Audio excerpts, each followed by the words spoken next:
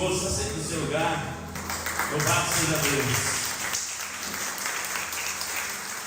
Aleluia. Nós vamos abrir a nossa Bíblia em Lucas capítulo 15. Nós temos aqui uma história por demais conhecida de todos nós, mas certamente Deus também falará ao nosso coração.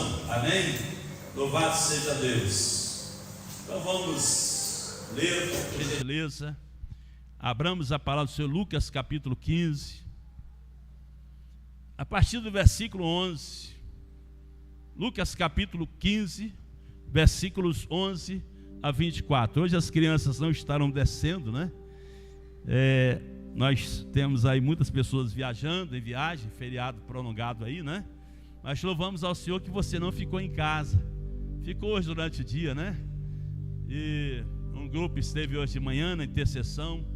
Tivemos aqui com 11 pessoas, né, Beatriz, orando, e a irmã Amanda limpando o templo, né, para que chegássemos aqui e encontrássemos o templo limpo, né?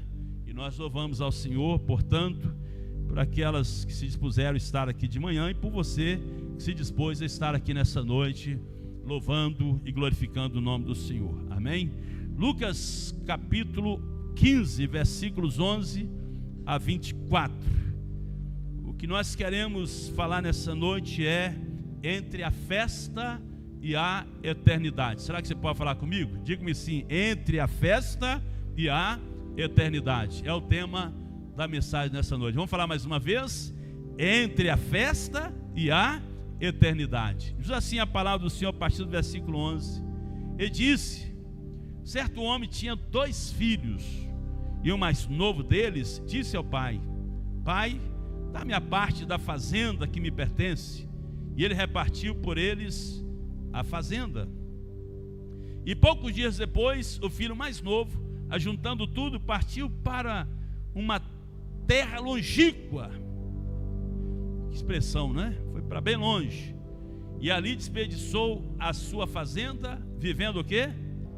Dissolutamente, desregradamente. E havendo ele gastado ali tudo, houve naquela terra uma grande fome e começou a padecer necessidades. E foi e chegou-se a um dos cidadãos daquela terra, o qual o mandou para os seus campos apacentar porcos, e desejava encher o seu estômago com as bolotas que os porcos comiam, e ninguém lhe dava nada.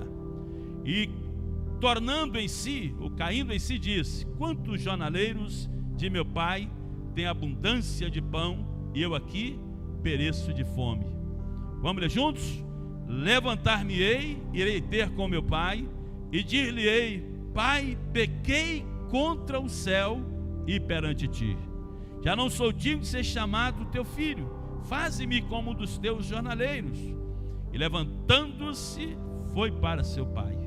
E quando ainda estava longe, viu-o seu pai, e se moveu de íntima compaixão, e correndo, lançou-se-lhe ao pescoço e o beijou. E o filho lhe disse: pai, vamos ler juntos? Pai, pequei contra o céu e perante ti, já não sou digno de ser chamado teu filho. Mas o pai disse aos seus servos: trazei depressa o melhor vestido e vesti-lhe, e ponde-lhe um anel na mão e alparcas nos pés, e trazei o bezerro cevado e matai-o, e comamos e alegremo-nos. Por quê?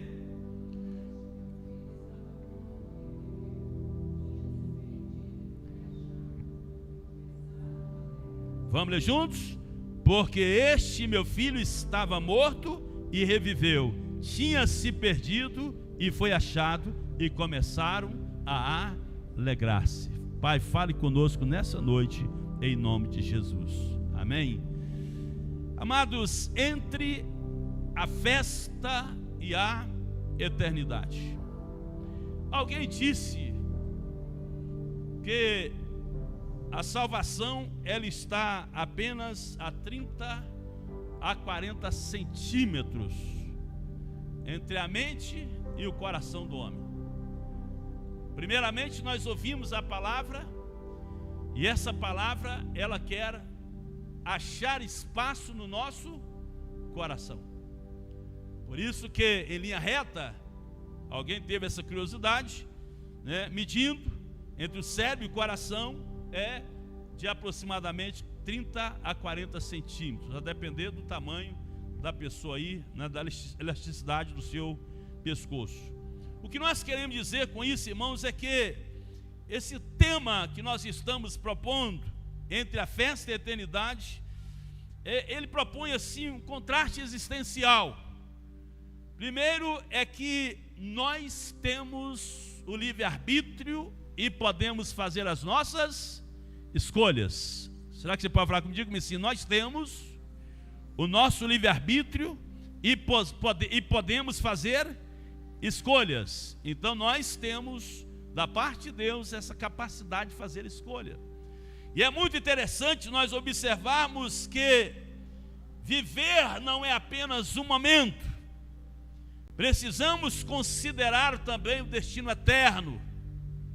Há muitas pessoas, irmãos, que elas não consideram o destino eterno. Elas estão apenas considerando o dia que se chama aqui e agora, apenas o dia que se chama hoje. Por isso que nesse período de carnaval nós encontramos N pessoas. Aliás, a gente viu para a igreja ainda muito cedo, a gente viu aí N pessoas já se locomovendo, fantasiada. Passou um rapaz, falou: pastor, tive dificuldade de reconhecê-lo, porque as pessoas elas não estão preocupadas com o destino eterno, elas estão preocupadas apenas com aqui e agora.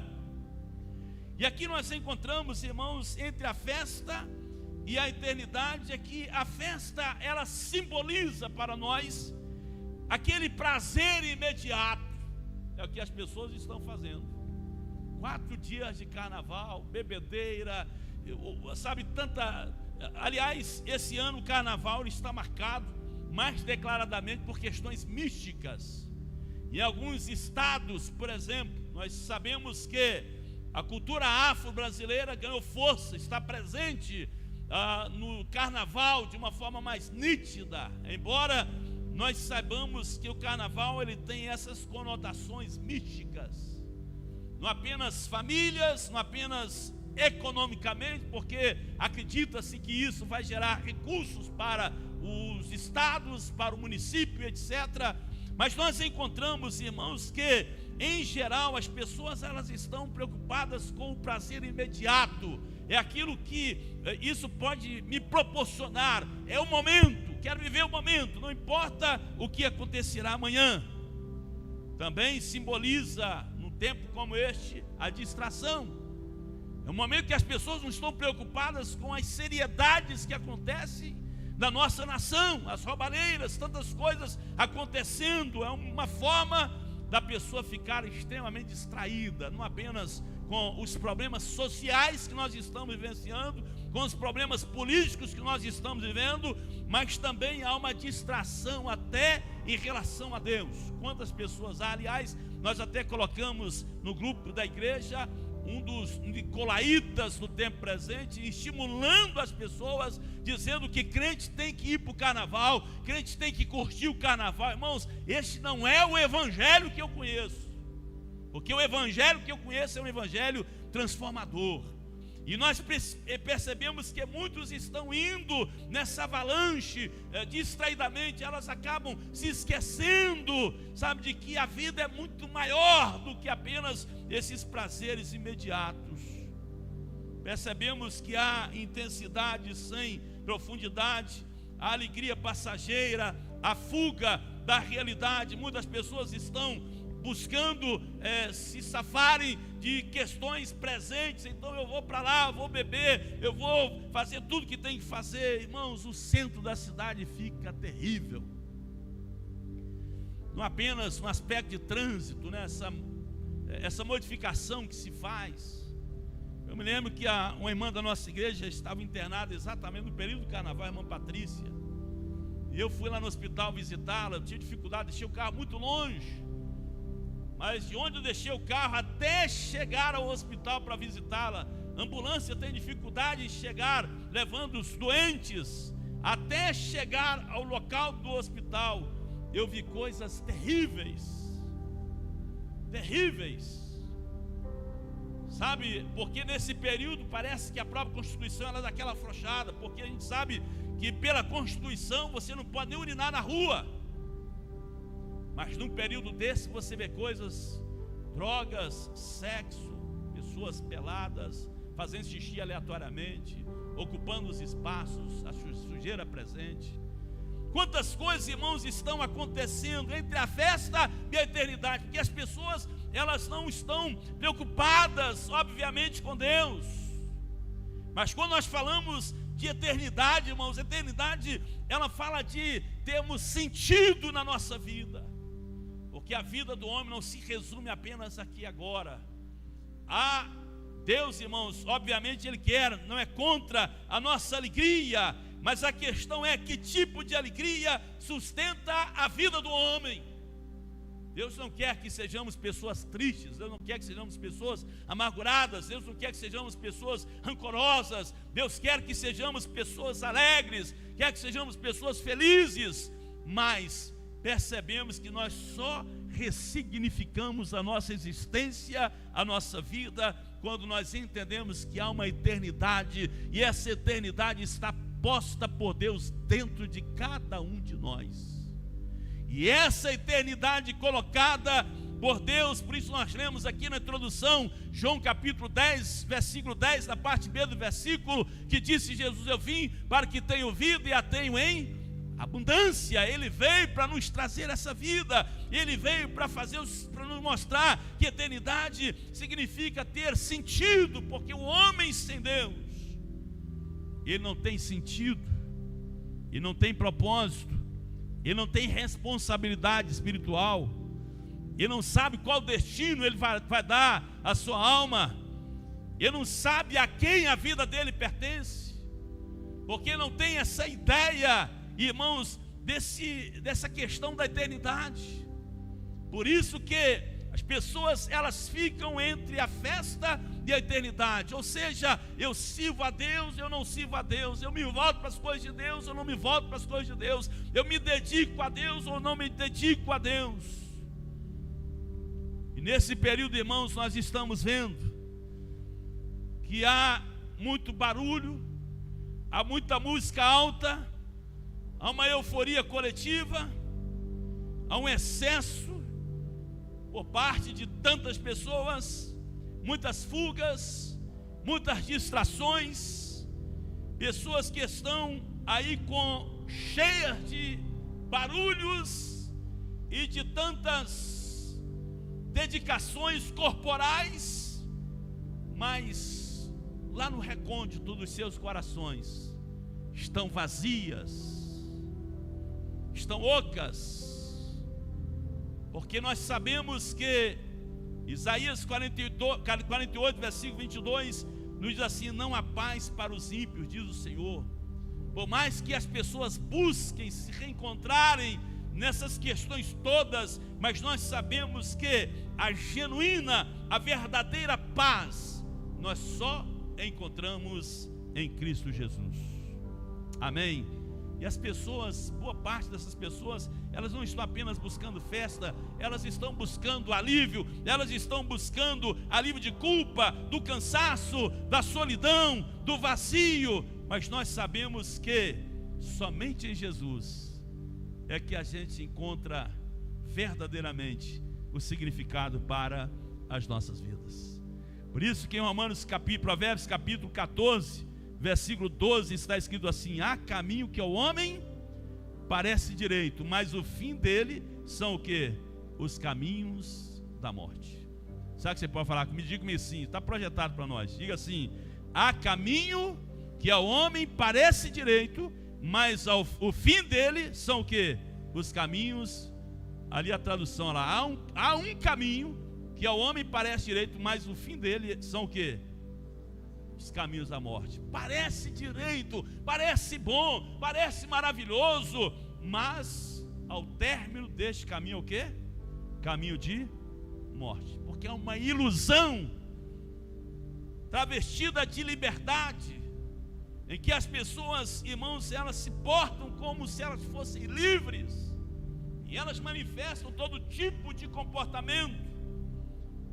Mas nós precisamos entender que aqueles que são chamados pelo Senhor, eles, irmãos, se portam como filhos de Deus e que têm aliança com Deus.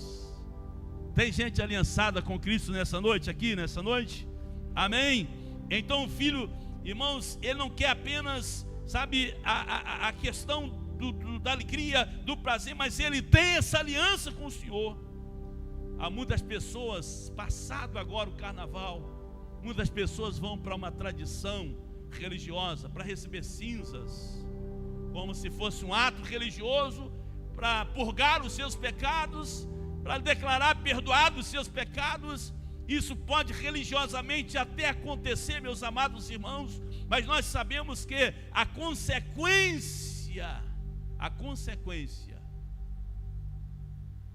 de tudo que nós estamos vendo em muitas pessoas é uma consequência irreparável. Tantas pessoas estarão contraindo AIDS, tantas pessoas estarão se suicidando, tantas pessoas estarão sofrendo de homicídio. Haverá uma avalanche de circunstâncias, doenças que são trazidas, obviamente, por essa mistura toda que nós temos. E nós sabemos, irmãos, que o homem tende a se distanciar de Deus progressivamente, que nós temos visto exatamente isso, os homens se distanciando de Deus. E você pode dizer assim: mas pastor, o que é que tem a ver a história do filho pródigo? Irmãos, nós lemos essa história porque ela nos coloca muito nesse período. A palavra pródigo, ela já nos remete a essa ideia. É aquele que gasta exageradamente, é aquele que esbanja descontroladamente. Pródigo é isso. Aliás, essa palavra também hoje ela está sendo aplicada de forma positiva.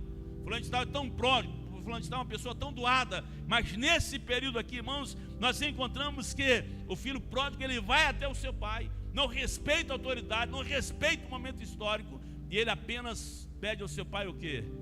Eu quero a minha herança, eu quero a minha parte. O pai, sem se hesitar, ele pega então a parte, dá ao seu filho, e o seu filho pega então a sua herança, e ele vai para um lugar longínquo, bem distante, e estando longe da presença do pai.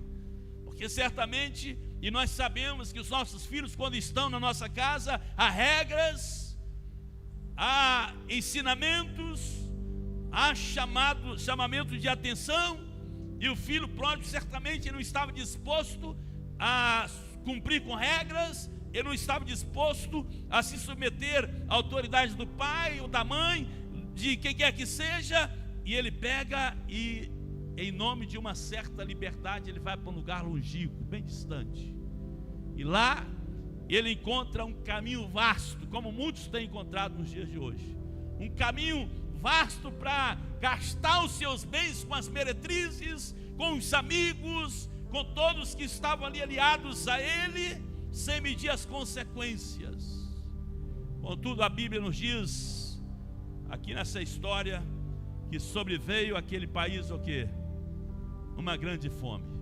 E quando sobreveio aquele país uma grande fome, agora não existiam amigos, não existiam as meretrizes, não existia mais uma condição econômica, financeira. Ele desejava alimentar-se das bolotas que caíam, que eram jogadas para os porcos. Já falamos sobre isso. Se você pegar no dicionário, olhar bolotas, o que significa isso? Era uma erva, né? Parecido com machixe, né? Era amargo, de difícil nutrição, até os porcos tinham dificuldade em comer. E ele desejava fartar-se desse alimento que era colocado ali para os porcos. Mas chegou uma condição de depravação, uma condição ruim, porque a festa chega um momento, ela termina, e agora quando termina a festa, tudo que ele estava fazendo, então a Bíblia nos diz que a fome chegou.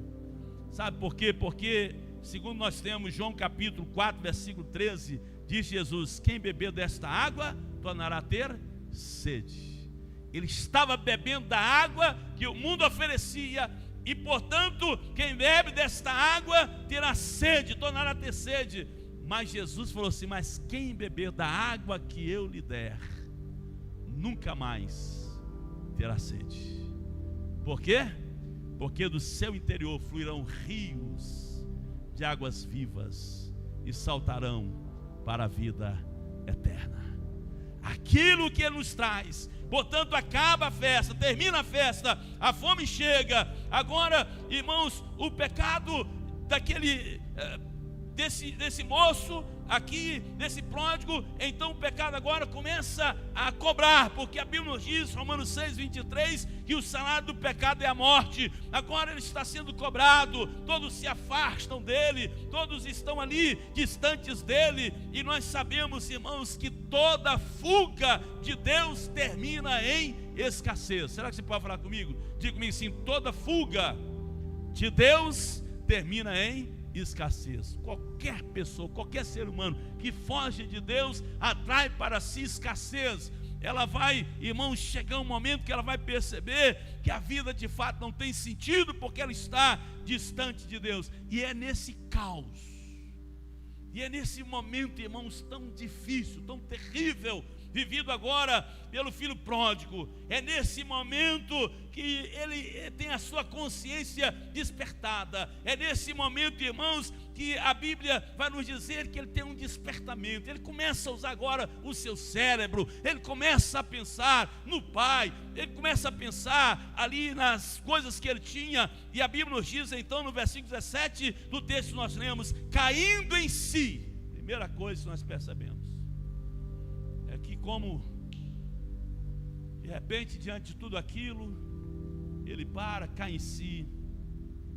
E quando ele cai em si, ele vai dizer assim: levantar-me-ei, irei ter com meu pai, e dir-lhe-ei: Pai, pequei contra os céus, pequei contra ti, já não sou digno de ser chamado teu filho, trate-me como dos seus jornaleiros. Irmãos, caiu em si. Eu creio que todos nós que aqui estamos, a gente precisa periodicamente, irmãos, cair em nós mesmos. Todos nós, irmãos, que servimos ao Senhor, precisamos periodicamente trazer a nossa memória, trazer a nossa consciência, trazer, irmãos, ao nosso coração como é que nós estamos diante do Senhor. Ele caiu em si, e nós precisamos cair também nós mesmos, porque em Efésios 5,14 está escrito: desperta tu que dormes, e Cristo te iluminará. Porque é um momento que às vezes nós estamos meio adormecidos, nós estamos como que cochilando, dormindo na vida cristã, e nestes momentos nós precisamos cair em nós mesmos e precisamos dizer assim: Senhor, eu não posso e não consigo e não quero viver com o meu coração distanciado do Senhor. Porque o coração humano, irmãos, foi criado para Deus. Você pode falar isso para o irmão que está ao seu lado, fala assim: meu irmão, o coração humano foi criado para Deus.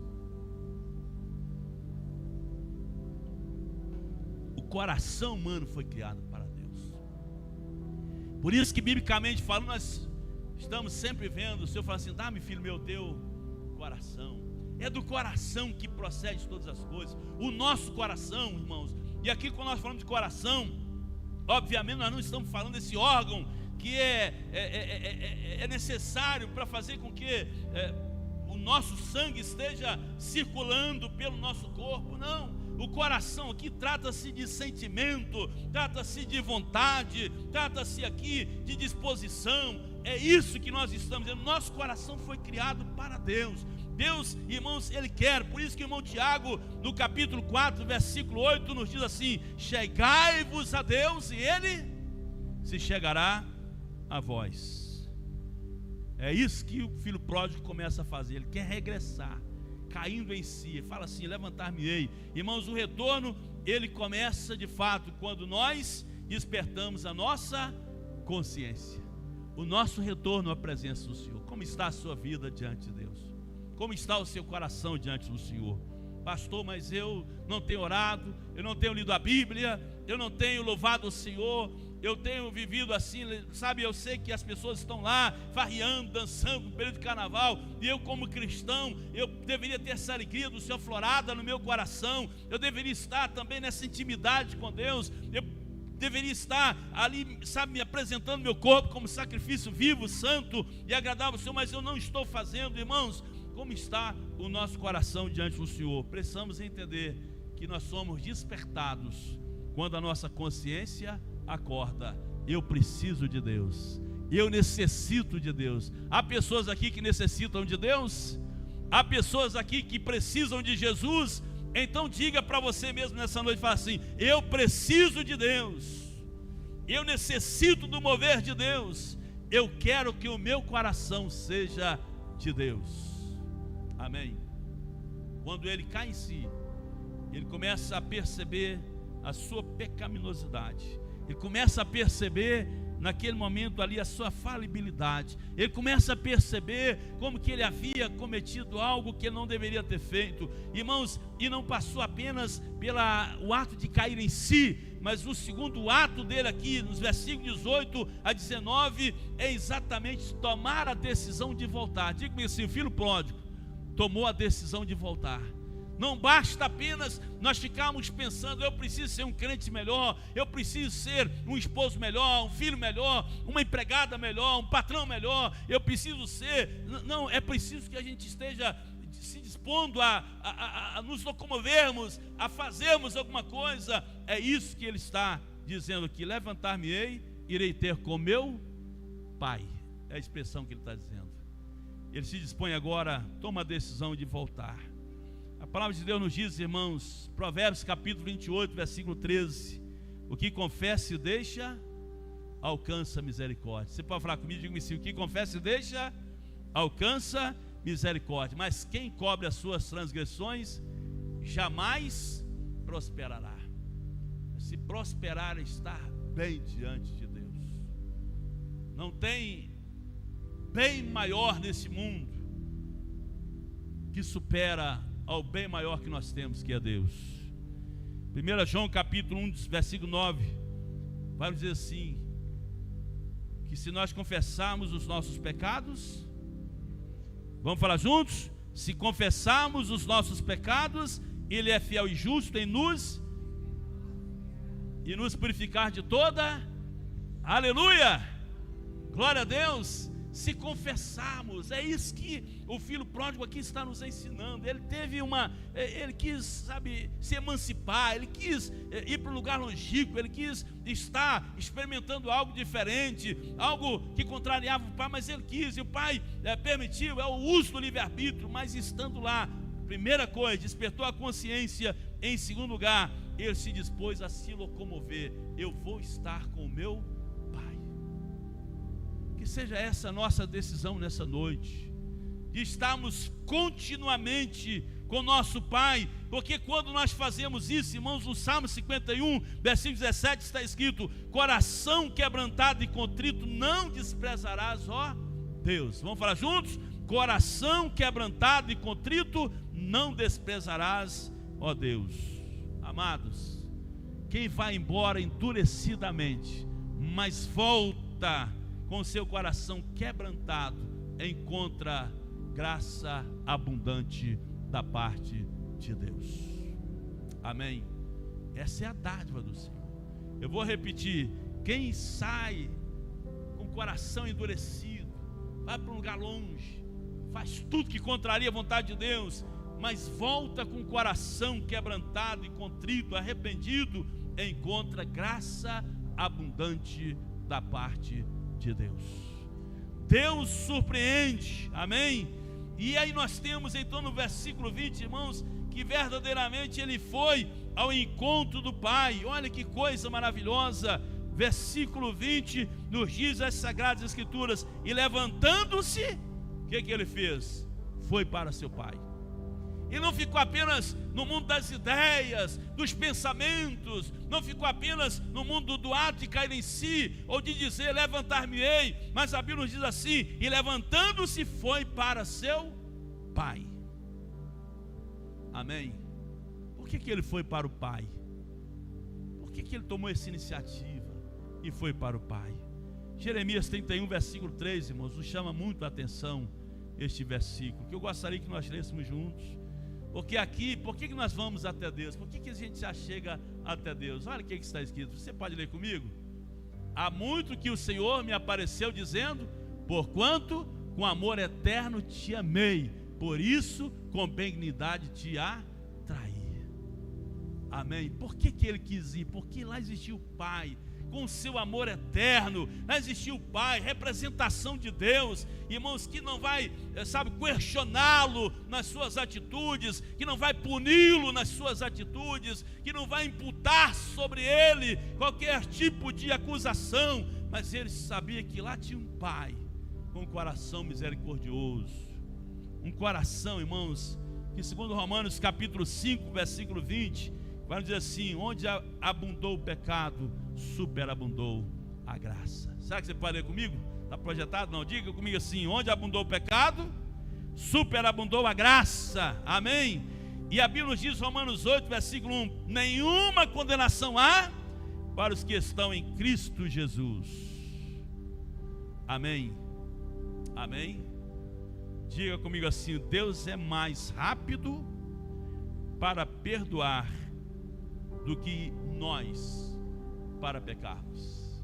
Deus é muito mais rápido, está disposto para eu quero perdoar você. E é isso que nós encontramos aqui. Ele se dispôs, ele foi ao encontro do Pai, porque ele conhecia o coração do seu Pai. Irmãos, nós não temos outro lugar para irmos a não ser a presença de Deus. Lembra dos discípulos de Jesus? Jesus traz um discurso, eles acharam pesado o que Jesus estava falando, e eles começaram, a multidão começou a se retirar, e Jesus olha para os seus discípulos, vendo aquele comportamento, e fala então aos seus discípulos: e vós, quereis também retirar-vos? O que eles disseram para Jesus? Para onde iremos nós, Senhor, se só Tu tens palavras de vida eterna? Senhor, não tem outro lugar para irmos, Senhor. Não tem, até poderia ter outros lugares, mas eles estavam dizendo ali da importância de Jesus. Senhor, para onde iremos nós, se só Tu tens palavras de vida eterna? Se somente na presença do Senhor eu encontro o que minha alma necessita, anseia, se somente diante do Senhor eu sei que eu tenho a suficiência que o meu coração precisa. Irmãos, que coisa maravilhosa. Sabe, nós sabemos que Deus é ágil também em perdoar os nossos pecados. Deus é ágil também em nos conceder novas oportunidades, em nos conceder, irmãos, oportunidades e mais oportunidades de nós estarmos nos achegando a Ele. O pai estava lá esperando pela chegada do filho. Nos versículos 22 a 24 nós encontramos, olha bem, e levantando-se foi para seu pai, versículo 20, e quando ainda estava longe, diga comigo assim, quando ainda estava longe, viu o seu pai e se moveu o quê? De íntima compaixão. Este é o sentimento de Deus. Quando ele olha para o pecador, Deus, ele é movido de íntima compaixão. Deus não quer, irmãos, que ninguém viva distante dele.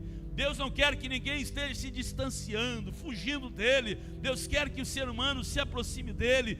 Entre a festa e a eternidade, Deus quer, propor sempre que nós optamos pela eternidade, porque aqui nos está expresso o sentimento de Deus aqui, ele movido de íntima compaixão. É uma coisa que vem de dentro para fora. Não sei se você já teve isso em relação a algum ser humano. Não sei se você já olhou para alguém, em circunstância desprovida, e olhou para essa pessoa com íntima compaixão, com misericórdia. Não sei se você já fez isso. Mas se você não fez isso, irmãos, primeiramente, é um sentimento maravilhoso. É um sentimento maravilhoso da parte da gente. Esse sentimento nobre presente no coração do Pai aqui, moveu-se de íntima compaixão, um sentimento maravilhoso, que deve também estar presente nas nossas vidas.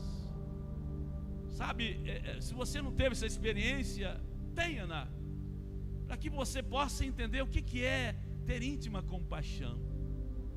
Quando você tem íntima compaixão, certamente você não fica, indagando, ou seja, repito, imputando na vida das pessoas algum pecado, algum problema. Você está movido de íntima compaixão.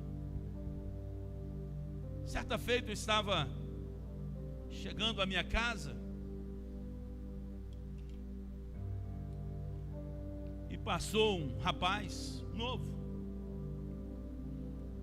maltrapilho,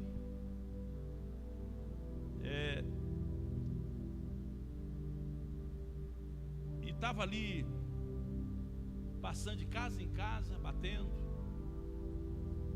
E assim que eu cheguei, ele falou: senhor, será que o senhor poderia me dar um prato de comida?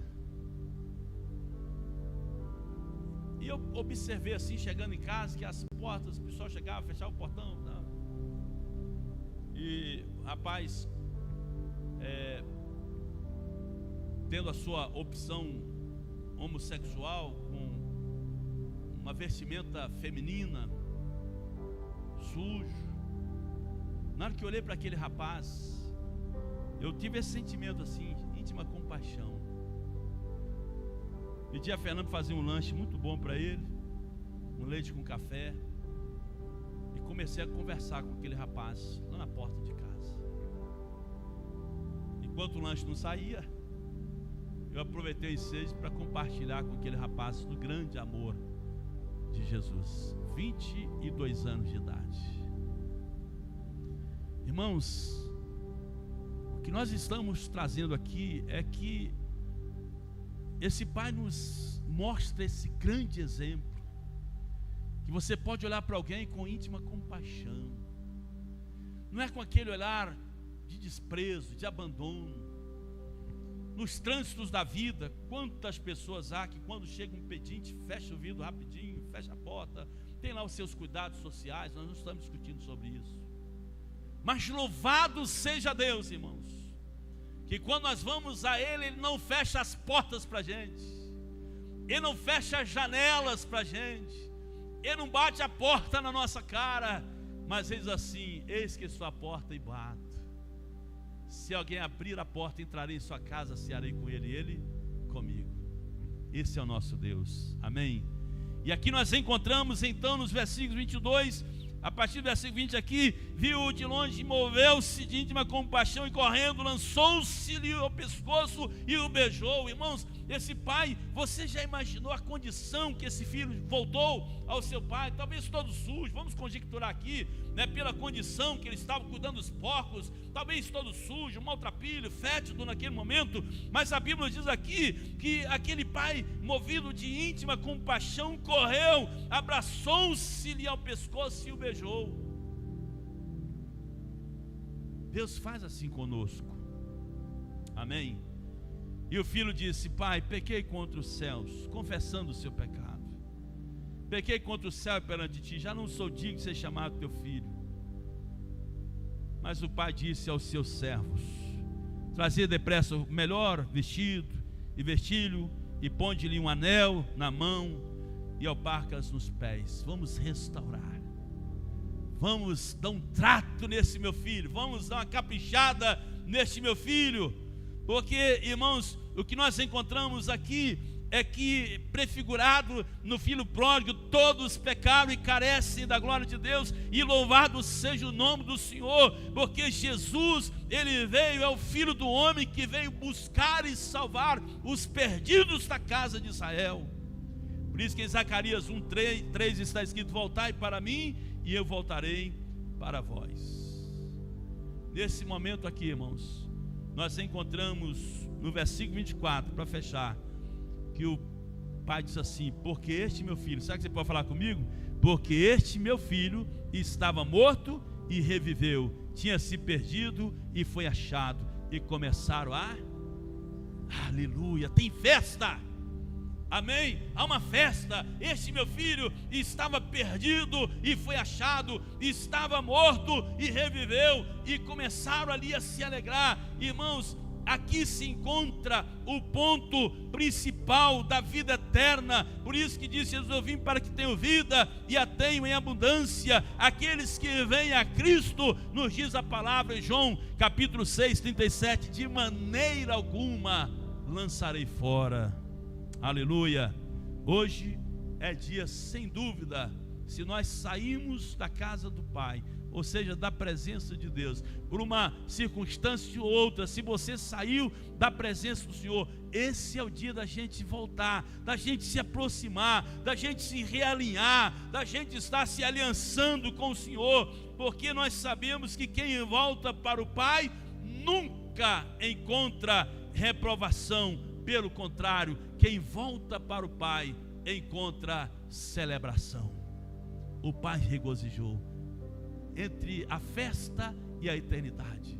Não escolhamos a festa que nos distancia de Deus, não escolhemos a festa que nos separa do Criador, não escolhemos a festa, irmãos, que rompe com o nosso relacionamento com Deus, não escolhemos nada que fere o princípio da nossa aliança com Deus, mas escolhamos, em nome de Jesus, estarmos mais perto de Deus. Amém? Que nas suas escolhas, que você possa escolher estar mais perto de Deus. Que a segunda atitude tomada pelo filho pródigo seja a nossa no nosso dia a dia. Eu quero estar mais próximo do Pai. Quantos querem estar mais próximo do Pai? Eu quero estar, porque mais próximo do Pai nós vamos encontrar, irmãos, segurança, nós vamos encontrar firmeza, nós vamos encontrar alento para o nosso coração, nós vamos encontrar conforto para as nossas almas, vamos encontrar alívio para as nossas almas. E não tem nada melhor, irmãos, do que nós estarmos diante do Senhor e percebermos que nele nós estamos com a nossa alma satisfeita. Amém? O Senhor é a sua satisfação nessa noite? A festa, repito, quem volta para o Pai nunca encontra reprovação. O Pai está de braços abertos e Ele nos chama nessa noite. Ele nos chama para que estejamos escolhendo sempre a vida eterna. Não troque em hipótese alguma aquilo que é eterno por aquilo que é perene, passageiro. Façamos como Moisés fez. Hebreus capítulo 11 nos fala que Moisés preferiu sofrer com o povo de Deus a usufruir prazeres transitórios desta vida. Assim o Senhor nos chama nessa noite, que possamos estar sempre escolhendo, em nome de Jesus, estarmos mais perto do nosso Criador. Que Deus abençoe as nossas vidas, amém? Amém? Então, se você se sente distanciado, hoje é dia de você voltar. Se você sair, lá tem bolotas. Se você voltar, você tem maná dos céus. Se você sair, você tem bolotas. Se você voltar, você tem o pão do céu que desceu do céu. Amém? Quem é o pão que desceu do céu? Jesus é o pão que desceu do céu e sacia a nossa fome. Queria convidar você a se colocar de pé no seu lugar mais uma vez. Nós vamos orar ao Senhor.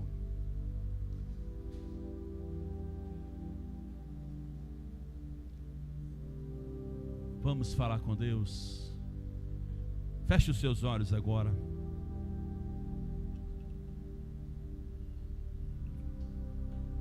O Pai tem anel para colocar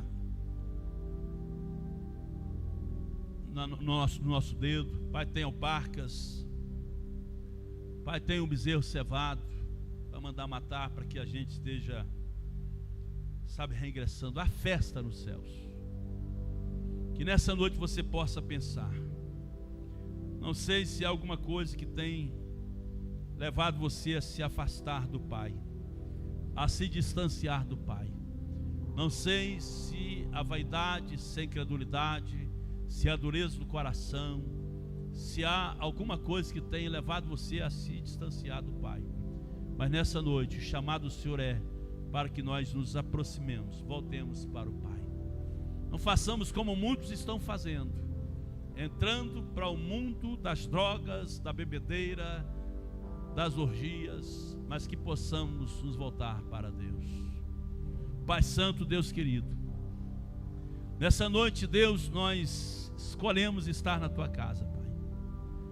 Sabemos, ó Deus amado, que poderíamos estar em outros lugares, mas fizemos a escolha certa, a escolha sábia.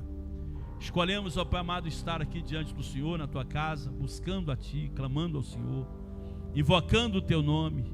Ó Deus, e nós queremos colocar agora cada irmão, cada irmã diante do Senhor. Pai amado, certamente a Tua palavra fala conosco e também fala com aqueles que estarão nos ouvindo, tendo acesso também a esta mensagem. Ó Deus, em nome de Jesus, que entre a festa e a eternidade possamos optar sempre pela eternidade, Senhor, porque tudo nessa vida é passageiro, tudo aqui há de passar, mas aqueles que fazem a vontade do Senhor permanecerão para sempre. Ó Deus, nós oramos ao Senhor, coloque Tua palavra no nosso coração, em nome de Jesus.